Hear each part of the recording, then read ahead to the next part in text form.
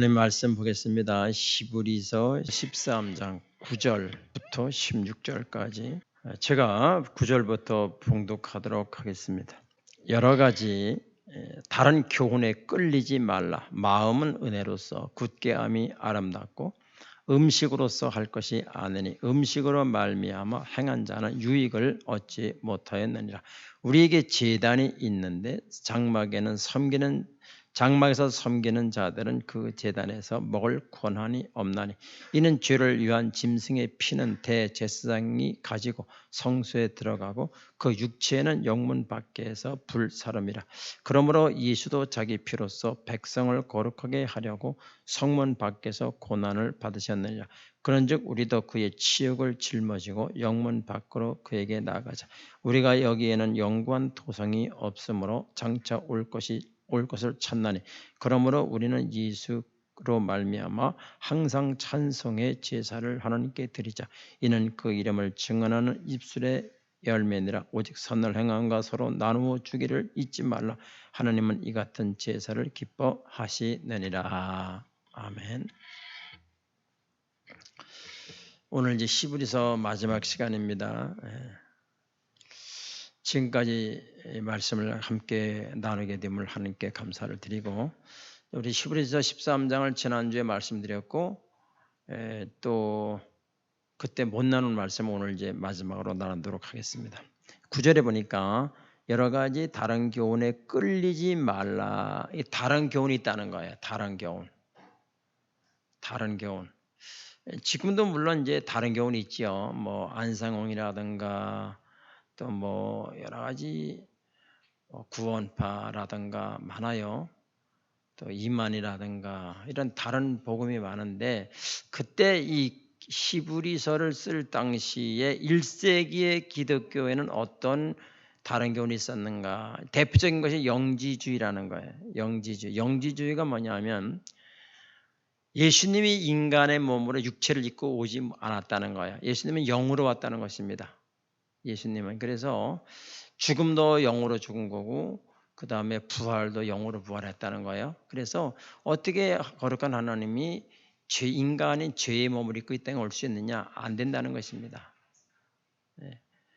그래서 요한일서 한번 띄워주시죠. 요한일서 4장 1절로 3절에 보게 되면 사랑하는 자들아 영을 다 믿지 말라 그랬어요. 말고 오직 영들이 하나님께 속했는지 안 속했는지를 분별하라. 어떻게 분별하느냐? 많은 거짓 선지자가 세상에 나왔습니다. 자, 그다음 2절. 이로써 너희가 하나님의 영을 알지니 곧 예수 그리스도께서 육체로 오신 것을 시인하는 영마다. 예수님의 육체로 온 것을 시인하는 자마다 하나님께 속한 영이요, 예수를 시인하지 아니하는 영마다 하나님께 속한 것이 아니니 이것이 곧 적그리스도의 영이니라 그랬죠. 그러니까 예수님이 육체로 몸을 입고 오셨다는 걸 믿어야 된다는 거야. 그렇지 않으면 예수님을 반대하는 교훈이다. 그렇게 말씀을 하고 있습니다. 예수님이 땅에 오셔서 육체로 고난을 당하셨고 그 다음에 또 부활을 하셨죠. 그리고 휴거 하나님 앞으로 올라가셨죠. 여러분, 예수님은 부활의 첫 열매라 그렇게 말씀하셨죠. 둘째 열매가 있기 때문에 첫 열매를 말을 쓰겠죠. 둘째, 셋째 열매가 없다면 첫 열매라는 말을 쓸 필요가 없죠. 아들 하나 있는데 첫 아들이다 그런 말 쓰죠. 둘째, 셋째 아들이 있으면 얘는 첫 아들이야 그렇게 말을 하는 것처럼 예수님이 첫째 부활이라고 표현하는 것은 둘째, 셋째, 넷째 많은 열매로 부활의 열매를 먹게 된다는 것을 전제하는 말씀입니다. 만약에 우리에게 예수 믿는 사람들에게 부활이 없다면 우리는 가장 불쌍한 사람이다라고 고린도전서 15장에서 얘기하고 있어요. 그렇죠? 놀러도 가지 못하지요. 얼마나 불쌍합니까? 주 5일 근무제인데 1박 2일이나 2박 3일로 딱 놀러 가면 금요일 하루 휴가 내면은 2박 3일 정도 놀러 가잖아요. 근데 그리스도인은 주일이 딱 걸리는 거예요. 그래서 못하는 거예요. 그것 때문에 여러 가지 참, 또 그 다음에 뭐 회식 때 술 한잔 해야 되는데 그것도 참 하죠 없지. 여러 가지 손해보는 게 많아요. 그러니까 우리에게 부활의 소망이 없다면 가장 불쌍한 사람이다. 주님 말씀했죠. 좁은 길을 가라. 그러나 좁은 길 끝에는 생명이 있다. 생명을 보는 사람만이 믿음은 바라는 것들의 실상이요 보지 못하는 것들의 증거라. 우리가 가는 좁은 길 끝에 생명이 있는 걸 확실히 믿는 사람은 고난을 고난으로 여기지 아니하고 기쁨으로 가는 거예요. 그런데 넓은 길로 가는 사람은 그 끝이 사망이라 그랬어요. 그 끝에 사망을 못 보니까 넓은 길로 가는 거죠. 그리스도인들은 뭐예요? 끝에 우리가 가는 그 끝에 영원한 도성이 있고 영원한 생명이 있다는 거예요. 그걸 믿기 때문에 이 좁은 길을 가는 것입니다.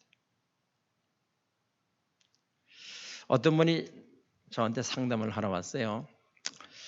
내가 교회를 다닌 지 한 50년 되는데 아직까지도 내가 구원의 확신이 없다. 헌금도 잘하고 예배도 드리는데 내가 매일 죄를 벗어날 수가 없다. 말하는 게 죄고 생각하는 게 죄니 내가 죄를 때문에 천국을 가기가 불안하고 죽어봐야 알겠다는 얘기를 했습니다. 여러분 그랬습니까? 여러분들 구원이 그렇게 불안하십니까? 이스라엘 백성들이 애굽에서 유월절 양을 잡아 피를 문설주에 바르고 애굽에서 나온 사람은 이미 구원을 받은 사람입니다. 홍해를 건넜지요. 홍해는 세리라고 분명히 얘기했죠. 그 다음에 이제 광야 생활을 하게 되잖아요. 광야 생활을 하다가 가나안 땅에 들어갔지요. 어떤 사람은 가나안 땅을 천국이라고 말합니다. 그럼 모세는 천국을 못 갔지요. 모세는 광야에 죽었으니까. 미리암이라든가 아론이라든가 뭐 이런 사람 많은 200만 명이 애굽에서 나왔는데 가나안 땅에 들어간 사람은 여호수아 갈렙밖에 없으니까 그러면 천국에 못 갔다는 거지요. 여러분 분명히 다시 우리가 히브리서를 마무리하면서 쭉 누누이 얘기해 왔듯이 애굽에서 나온 것은 구원을 받은 것이다. 그 다음에 광야 생활은 성화의 과정이다. 내가 주님을 주권으로 삼고 주님의 인도를 받고 가는 삶을 살아가는 훈련하는 것이죠. 그 성화가 되는 것이 광야 생활이다 그 말이에요. 예. 그 우리가 그러면 늘 불안하지요. 구원의 확신이 없으면 늘 구원 받는데 확신이 없으니까 죽을 때까지 늘 조마조마한 마음 가지고 살아가야 되는 겁니다. 예. 우리는 분명히 예수님의 피로 구원을 받았습니다. 구원을 받았어요. 아멘. 마스크를 쓰니 뭐 어떻게 할 수도 없고 그냥 넘어갑시다. 자, 이 애굽에서 우리가 유월절을 통해서 구원받았다면 이스라엘 사람들 거기 나온 사람은 구원을 받은 것이고요. 우리도 마찬가지로 예수님을 확실히 믿는 사람은 그 증거가 성령님이 내 안에서 증거를 하셔요. 하나님을 아들의 영이 오므로 하나님을 아버지라고 부를 수 있게 된 거죠. 그것은 내가 진실로 하나님을 아버지라고 부를 수 있는 마음이 된 것은 구원을 받았다는 확신을 가지시기를 바랍니다. 자, 이제 그 두 번째 음식에 관한 문제입니다. 9절 중간쯤 보면 음식으로서 할 것이 아니니 음식으로 말미암아 행하는 자는 유익을 얻지 못한다. 유대인들은 음식이 좀 까다로워요. 뭐 먹어야 될 음식이 있고 안 먹어야 될 음식이 있고 부정한 음식이 있고 이렇게 음식이 까다롭기 때문에 아주 어렵죠. 그래서 이제 유대 1세기 기독교 유대인들이 기독교로 개종을 하면서 자 이제 구약에는 말이죠. 눈에 보이는 걸 가지고 했잖아요. 다시 말하면 제사장이 눈에 보이죠. 그 다음에 제물도 눈에 보이죠. 뭐 양이나 혹은 소 같은 걸로 대속죄일날 제사를 드리잖아요. 그리고 또 제단도 있고 성막도 있고 성전도 있고 다 보인단 말이에요. 보이니까 그렇게 보이는 눈에 보는 걸로 신앙생활을 해왔는데 유대교에서 기독교로 넘어오면서 싹 없어진 거예요. 제사장은 누가 되는 거예요? 예수님이 대제사장이 되는 거예요. 그런데 구약의 제사장은 사람이기 때문에 죽잖아요. 이렇게 또 다른 제사장이 되는데 예수님은 영원한 제사장이 되고 구약 때는 대속죄일 날 7월 10일 날인데 우리나라로 말하면 10월 한 중순쯤 될 거예요. 그러니까 대속죄일이 7월 12일 날 10날인데 매년 그걸 해야 돼. 그래야 이스라엘 온 백성이 구원을 받는 거예요. 그걸 해마다 하는 거예요. 신약에서는 뭐예요? 예수님이 한 번 죽으심으로 단번에 죽으심으로 영원한 속죄를 이루었다라고 말씀했어요. 그러니까 제사 드릴 필요 없지요. 또 성전도 마찬가지. 구약에는 성전에 있는 신약은 뭐예요? 우리가 성전이라는 거예요. 주님이 계시는 곳은 어디나 성전이라는 거예요. 그래서 우리는 예배당이라는 말이 맞아요. 성전이라는 말은 구약의 표현이에요. 우리는 예배당. 이 교회는 예배당, 예배를 드리러 모인 집이다 그 말이에요. 예배당이라는 말이 맞아요. 예, 그런데 이제 음식에 관한 거를 막 하는데 이런 얘기 논쟁이 된 거죠. 우상에게 제사 지낸 음식을 먹어야 되느냐 안 먹어야 되느냐, 또 고기를 먹어야 되느냐 안 먹어야 되느냐, 이런 문제를 가지고 많이 따졌단 말이에요. 그런데 이제 고린도전서에 보면은 우상은 없어요. 엄격하게 말하면 없습니다. 그럼 우리가 만들어 놓은 거예요. 성경에 보면은 어떤 사람이 이런 질문을 하더라고요. 다른 신을 섬기지 말라 십계명에 그렇게 돼 있죠. 그거는 다른 신도 있다는 거를 인정하는 게 아니냐, 하나님이 그렇게 질문을 하더라고요. 제가 뭐라는가 하면은 그건 인간에게 인간 편에서 쓴 성경이기 때문에 신으로 인정을 우리 인간이 하는 거죠. 그래서 다른 신들을 섬기지 말 그렇게 표현하는 거죠. 그렇게 말을 했어요. 여러분, 다른 신은 없는 거예요. 부처가 세멘트지 신입니까? 우리가 차를 가지고 갖다가 세워놓고 이게 비는 거죠. 그게 신 아니에요. 일반 사람들은 가니까 수능, 우리나라로 말하면 수능이 됐어. 그러면 3개월 전부터 신을 하나 만들어 놓는 거예요. 그리고 계속 기도하다가 수능 끝나면 버려버려. 그게 신이라는 거예요. 그래서 일반 사람들 신이 진짜 많아요. 여러분, 하나님 외에는 신이 없어요.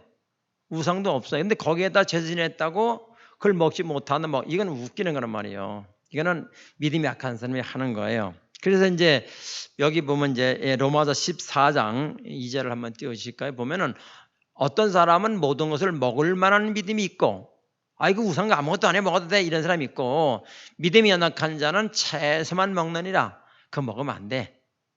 근데 이제 1세기에 보면 로마 제국 하에 있던 기독교 아닙니까? 그런데 로마 제국에서는 황제가 신이지, 당연히. 김정은이도 신이라 그러는데, 그러니까 이제 로마 가이사 황제가 신인데 거기에 바쳐졌다가 나와야 되는 거예요. 대부분 음식은 그렇습니다. 그러니까 이제 그 신전은 뭐냐면은 도매센터, 농수환센터, 그래가지고 막 그냥 그렇게 모이는 데가 이제 신전이에요.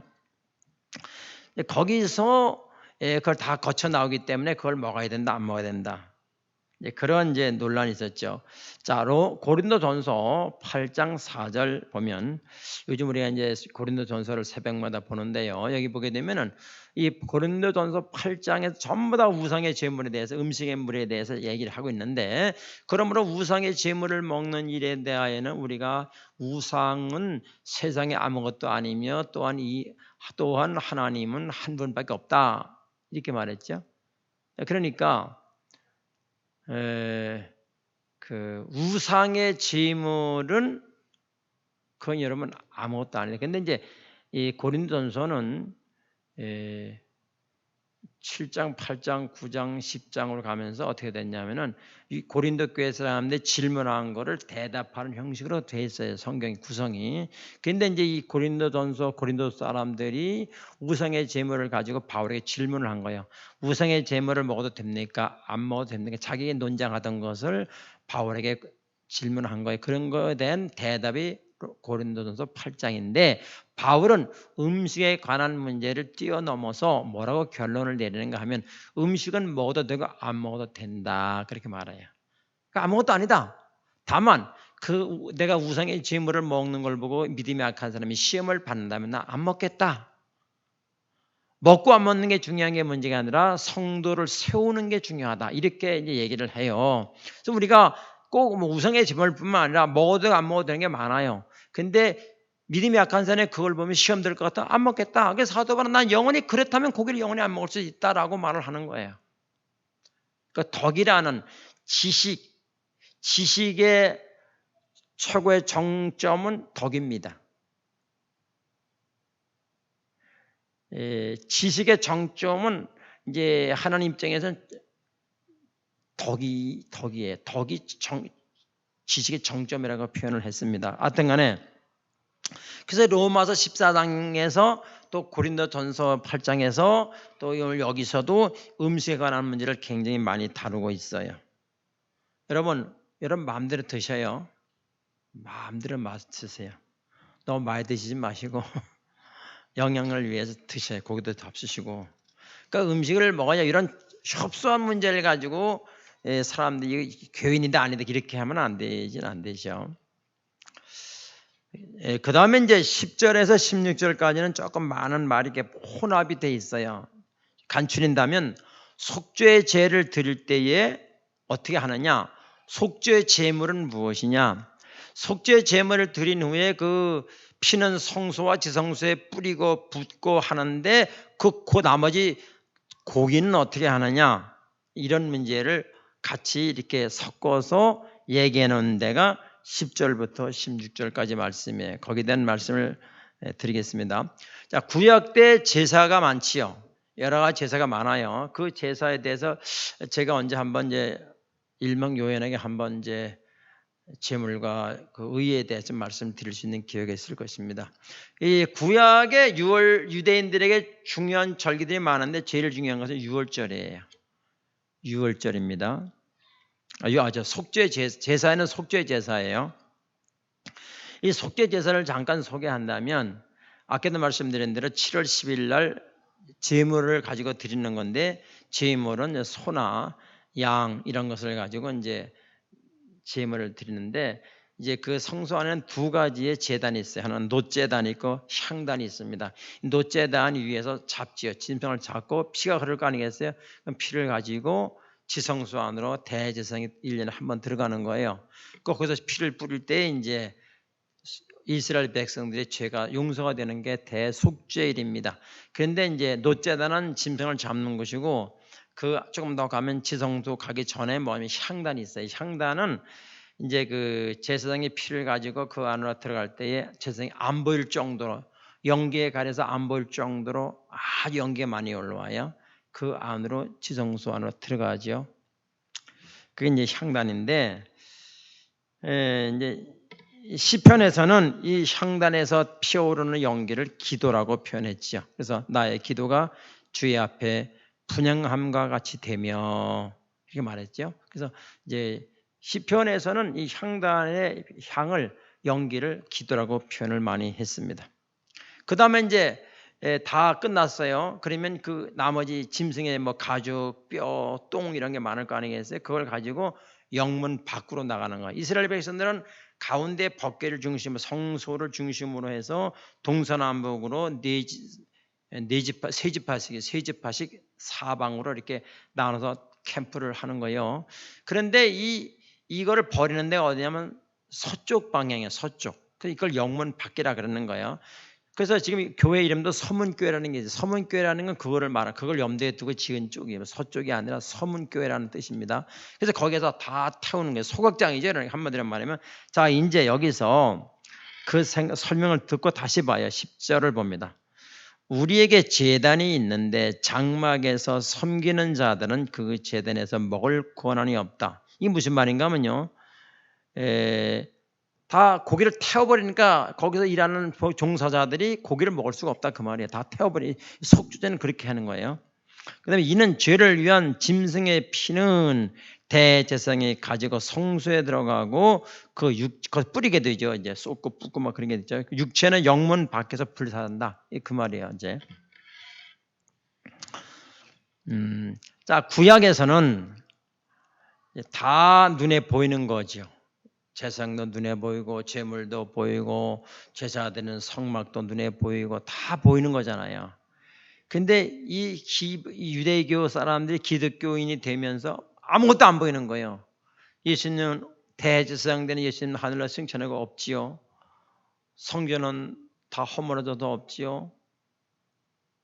제물도 없고 제사장도 없고 성전도 아무것도 없는 거예요. 그러니까 그런데 또 핍박은 오는 거죠. 1세기 기독교인들은 엄청 핍박을 받았어요. 여러분 잘 아시는 유태인의 600만 학살 있잖아요. 그 전에 여러 가지 설이 많은데 기독교인들이 로마에 불을 질렀다. 그래서 그걸 가지고 기독교인들을 핍박했다 이런 설도 있고요. 성경적으로 말하면 예수님이 십자가에 달릴 때에 그 죄를 우리와 우리 자손에게 돌리셔서 라고 했기 때문에 그 성경대로 이루어졌기 때문에 AD 70년에 로마 티토 장군에 의해서 이게 예루살렘 성이 벽돌 하나가 벽돌에 쌓이지 않고 다 망했다. 거기에는 금을 넣었기 때문에 그 금을 빼기 위해서 다 벽돌을 낱낱이 부셨다라고 말을 하기도 해요. 하여튼 간에 그때 당시에 기독교는 정말 미움의 대상이지요. 아마 요즘 유튜브에 떠도는 걸 보면 물론 유튜브가 다 진짜도 가짜도 있는데 거기 보면 기독교인이 몇 명 걸리고 불교인이 몇 명 걸리고 천주교인이 몇 명 걸리는데 불교인은 한 명도 없다는 얘기를 듣는데 직접 보진 않았는데 불교인은 한 명도 없다면서요. 그것은 여러분 다 어떻게 성향 분석을 합니까? 그걸 기독교 그거는 그냥 떠드는 얘기인데 중요한 것은 기독교를 핍박하기 위해서 불을 켜고 한다는 사실인데 그것은 로마 시대나 지금이나 마찬가지라는 거예요. 근데 우리는 그걸 원망할 것도 성경적이에요. 우리는 그걸 그냥 그러내고 지나가야지. 미워할 것도 없어요. 그건 하나님이 심판할 일이고 우리는 거기에 대해서 동요될 필요도 없고. 그러니까 그 1세기에 유대교 기독교인들을 핍박하니까 로마 정부로부터 핍박을 하지요. 그러니까 어디로 전부 들어갑니까? 카타콤으로 들어가는 거예요. 카타콤 가보신 분들 아시겠지만은 지금 옛날 그대로 있어요. 지하 동굴이죠. 가다 얼마나 굴이 개미굴처럼 많은지 들어가면 못 찾아 나와요.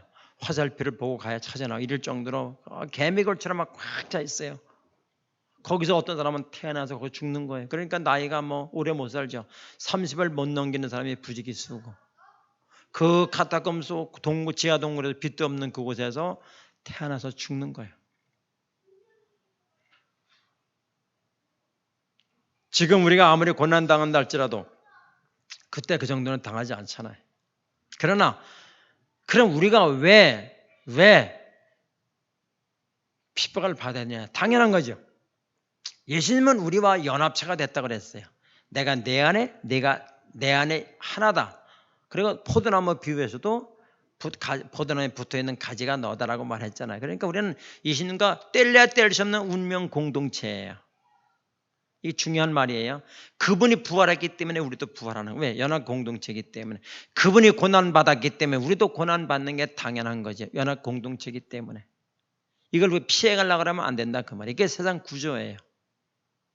그러나 우리에게 뭐가 있어요? 주님이 부활한다면 하늘로 승천해서 하나님 우편에 계시는 것처럼 우리도 그 길을 가게 되는 줄로 믿습니다. 그것 확실한 소망 없이 흔들리는 거예요. 근데 유대 기독교인들은 이제 우리는 지금 이제 기도 십자가를 이제 좋게 생각하잖아요. 그래서 목걸이도 해달고 그러지 않습니까? 영광의 십자가, 사랑의 십자가 이렇게 하잖아요. 근데 그 당시에 이 1세기의 십자가는요 아주 저주의 십자가였어요. 저주의 십자가. 그래가지고 아주 중범죄자들을 공개 처형하는 데가 십자가예요. 그러니까 거기 달린 건 수치라 그 말이에요. 수치. 가축도 수치고 본인도 수치예요. 아주 살치가 떨리는 데가 십자가예요. 거기에 주님이 우리의 모든 저주를 지고 십자가에서 죽으셨다는 거예요. 그러므로 우리가 가는 길은 그런 길이에요. 그 좁은 길이라고 주님 말씀하시잖아요. 우리는 영광스러운 예수 믿으면 복받고 아무 무병장수하고 그런 거 아니에요. 그럴 수도 있지만 그게 다는 아니라 그 말이에요. 그걸만 믿고 가면은 실망하게 돼. 유대 기독교인들이 기독교로 개종을 했는데 핍박과 이게 길어지다 보니까 와해가 되는 거예요. 자꾸만 흐트러지는 거예요. 그래서 히브리서 10장 그거 한번 보여주실까요? 히브리서 10장 35절인가요? 25절 보게 되면은 모이기를 배하는 어떤 사람들의 습관과 같이 하지 말고 오직 구원의 그날이 가까움을 볼수록 더욱 그래 하자. 모이기를 배하는 사람들이 어떤 사람들의 습관과 하지 말라. 모이기를 힘쓰라는 거 말이야. 그 초대교회 사람들은 매주 모였잖아요. 근데 이제 이게 핍박이 길어지다 보니까 한 명, 두 명 빠져나가는 거예요. 그래서 바울이 이런 말을 한 거죠. 모이기를 배하는 어떤 사람들의 습관과 같이 하지 말고 주님이 가까울수록 주님이 재림이 가까울수록 더욱 그래야 더욱 모여라. 또 뿐만 아니라 예수님이 그뭐 오신다 그러는데 왜 안 오시는 거야? 종말이라는 건 예수님이 하늘 올라가시면 뭐라 그랬어요? 다시 온다 그랬잖아요. 근데 안 오는 거예요. 그러니까 얼마나 지치겠어요. 예수님 왜 안 오는가? 우리가 하나님이 살아계실 때 우리가 핍박을 받는데 왜 가만히 보고만 계시는가? 하나님 계시는가? 그런 잠깐 의문이 들으면서 공동체가 흩어지는 거예요. 그래서 사도 말이 모여야 된다. 그날 주님이 오는 날에 종말이 가까울수록 더욱 모여야 된다라는 말을 하는 거예요. 여기 이제 다시 성경을 봐요. 11절 봐요. 있는 죄를, 이건 이제 구약의 제사를 말하는 거죠. 있는 죄를 위한 짐승의 피는 대제사장이 가지고 성소에 들어가고 그 육체는 영문 밖에서 불살하는데 구약 제사를 말하는 거고 12절. 구약은 예표고 신약은 성취예요. 그러니까 이 11절은 제사에 대해 속죄제에 대해서 예표로 말을 했고 12절은 성취된 걸 얘기하는 거예요. 그러므로 예수도 자기의 피로써 백성을 거룩하게 하려고 성문 밖에서 고난을 받으셨다. 성취된 예수를 말하는 것. 그 다음에 13절은 우리에게 말하는 거예요. 우리에게. 그런즉 우리도 그의 치욕을 짊어지고 영문 밖으로 그에게 나아가야 된다. 예수님과 공동체이기 때문에 연합 공동체, 우리도 그 고난을 짊어지고 나가야 된다. 그래서 구약의 레위기 제사에 대해서 그것을 성취한 예수님에 대해서 그 성취함을 받은 우리도 예수를 믿고 따라한 우리도 역시 그렇게 예수님과 공동체에서 짊어지고 고난을 짊어지고 나가야 된다라고 여기서 말하고 있는 거예요. 신명기에서는 나무에 달린 자마다 저주를 받은 자다라고 또 얘기를 하고 있어요. 저주받은 거. 예수님 우리 인간의 모든 저주를 짊어지시고 십자가에서 죽으셨습니다. 사랑하는 성도 여러분, 13절에서 그런즉 우리도 그의 치욕을 짊어지고 영문 밖으로 그에 나아가자.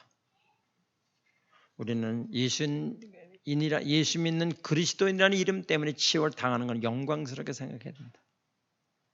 예수님도 그랬으니까.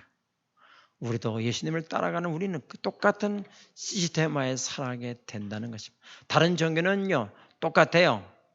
다른 건 종교니까. 그러나 기독교는 종교가 아니에요.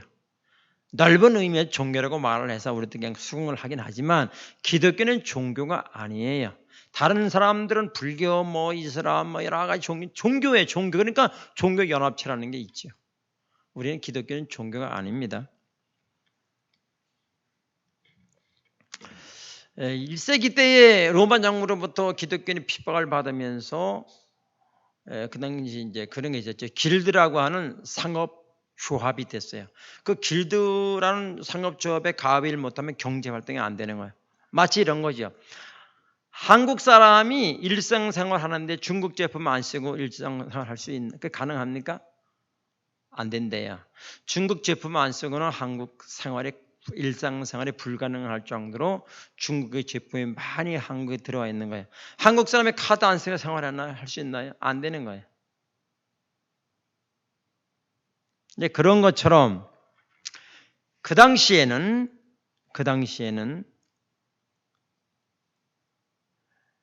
이 상업조합에 가입을 못하면 경제활동이 안 돼요. 그래서 뭐라고 그래요? 13절에 16절에 오직 선을 행함과 서로 나누어 주기를 잊지 말라. 하나님이 이 같은 제사를 기뻐한다. 무슨 말이에요? 예수님 믿다가 그 길드라는 상업조합에 가입을 못하니까 경제에 어려움이 오잖아요. 감옥에 갇히죠. 감옥에다 뭘 갖다 줘야 되잖아. 이렇게 갖다 줘야죠. 지금 말하면 영치금 같은 걸 줘야 된단 말이에요. 그리고 또 상업이 어려우니까, 경제가 어려우니까 또 뭘 도와줘야 돼. 이런 게 많다는 거예요. 이걸 얘기하는 거예요. 그것이 하나님께 드리는 우리의 제사다라고 말하고 있습니다.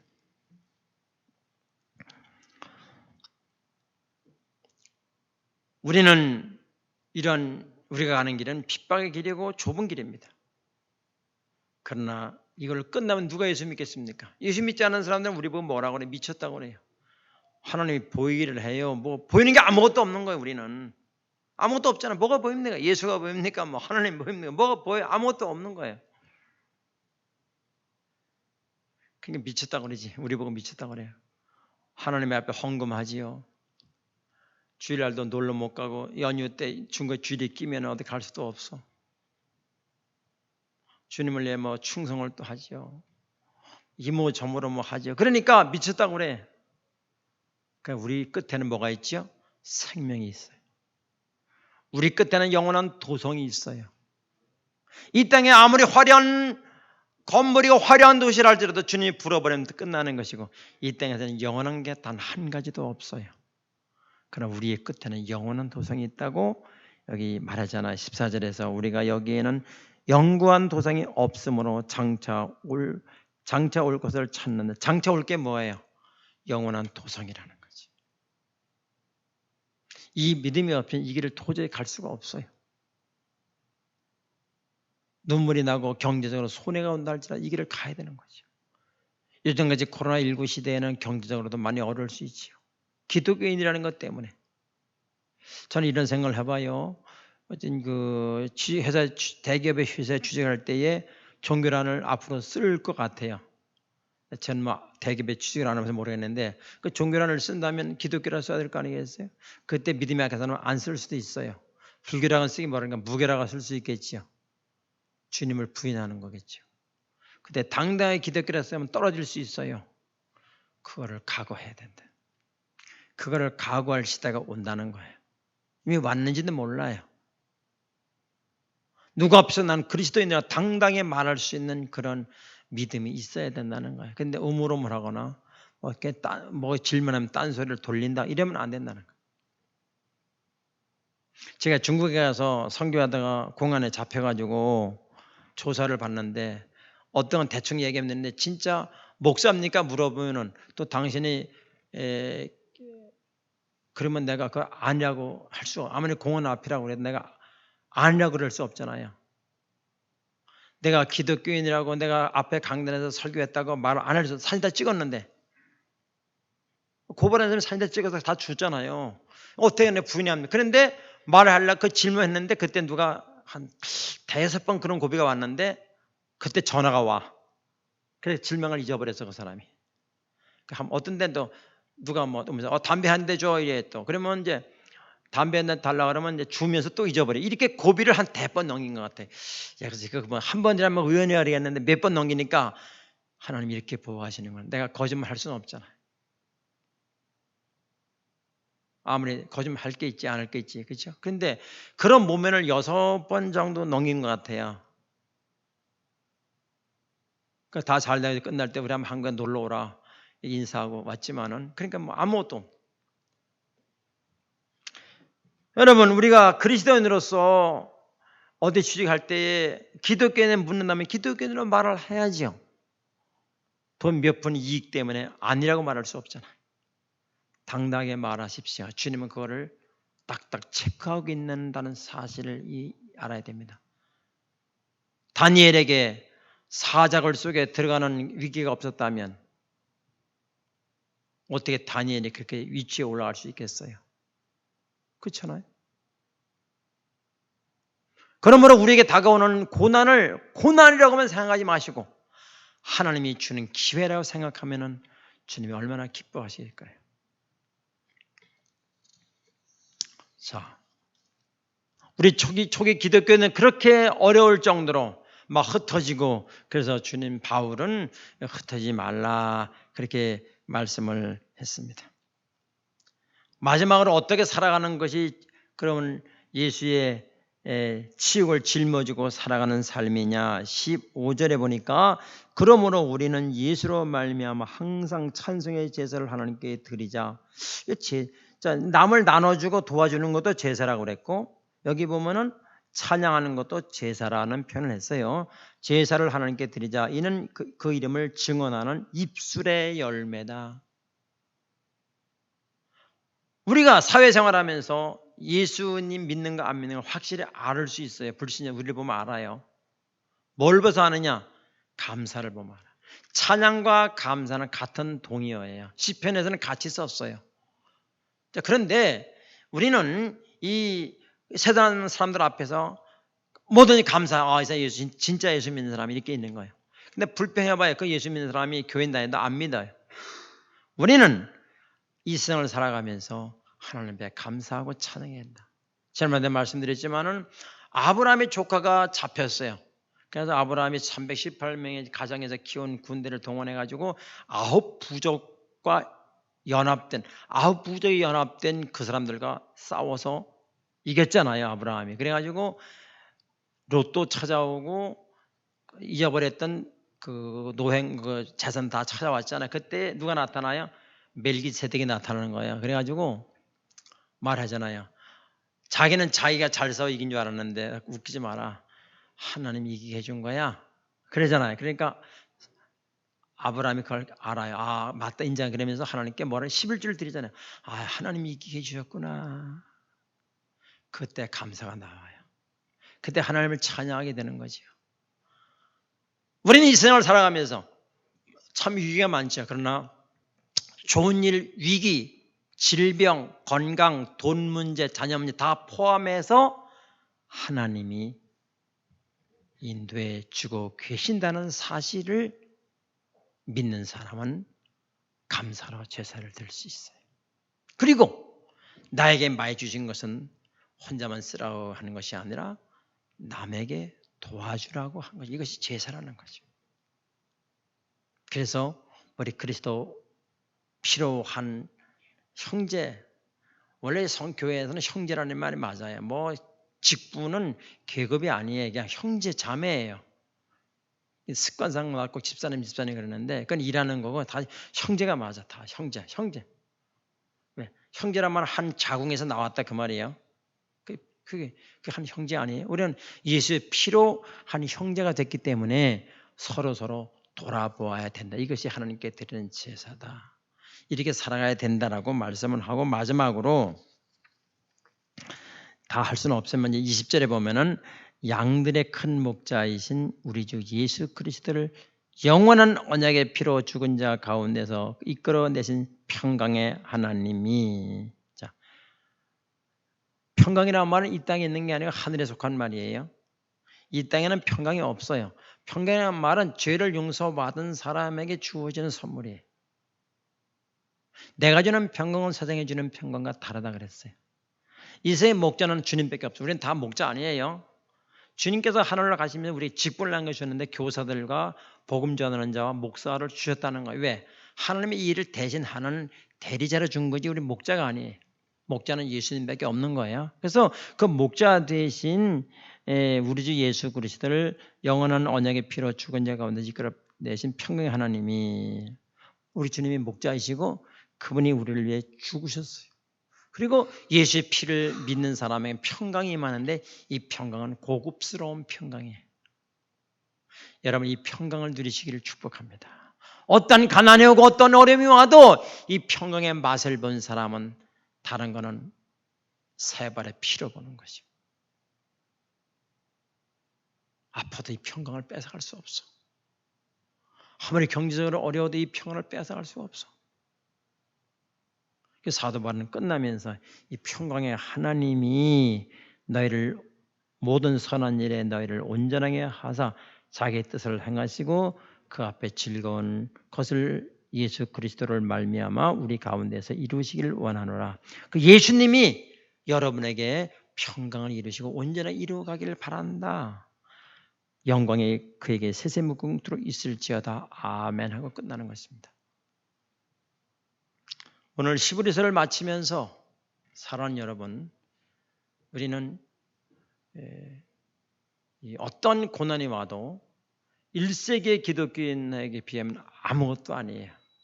아무것도 아닙니다. 그러므로 우리가 이 세대를 이기고 나가려면 하늘의 에너지를 공급받아야 돼야, 하늘의 소망에 눈을 떠야 돼야, 그런 이생은 아무것도 아니야. 아무것도 아니에요. 아무것도 아니에요. 이 세상이 두려워지십니까? 경제가 두려워지십니까? 건강이 두려워지십니까? 아무것도 아니야. 하늘의 에너지를 공급받아야 돼요. 그래서 우리가 올해 성경을 읽자, 감사일기를 쓰자라고 한 거예요. 이게 찬양의 제사고 하나님께 드릴 제사이기 때문에. 사랑하는 여러분, 오늘 11절을 마쳤습니다. 여러분 가정에 주님의 평안이 넘치시기를 축복하며 목자 되신 주님께서 여러분을 인도하실 줄로 믿습니다. 기도하겠습니다.